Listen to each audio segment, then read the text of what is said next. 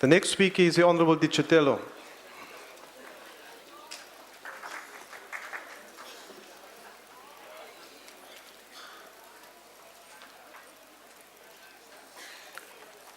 Chair, the passing of the Natives Land Act was and is still is the epitome of cruelty, ridiculousness, and evil intent of the crafters of the apartheid policy.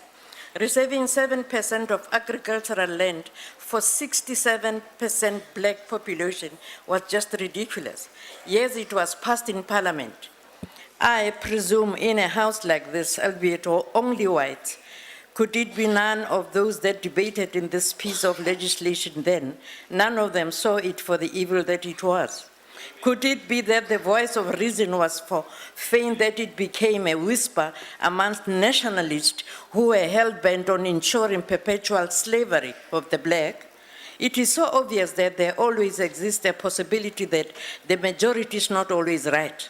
Although the nationalists were not the majority in that broader scheme of things, but in Parliament they were, which was ensured by colonialism and apartheid together. With that possibility, the possibility of being led astray by majority, we really need to take our responsibility serious as parliamentarians. We need to accept that the laws we allow to be passed in this House are not just for the now, but have a potential of determining futures of generations to come. We owe it to our grandchildren to be diligent and truthful in exercising our duties.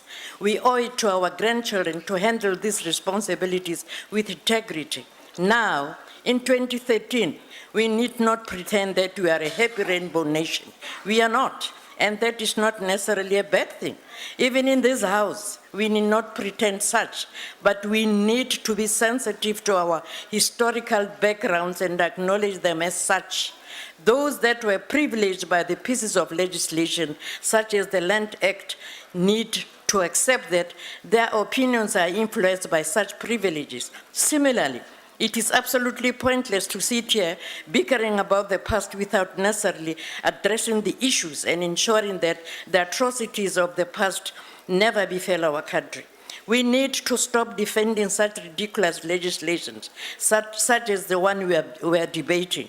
I say defending because when anyone tries to contest these dispositions, they in fact are defending those atrocities. We also need to stop mourning and get on with the program of ensuring equal distribution of land. Thank you. Thank you, Honourable Member.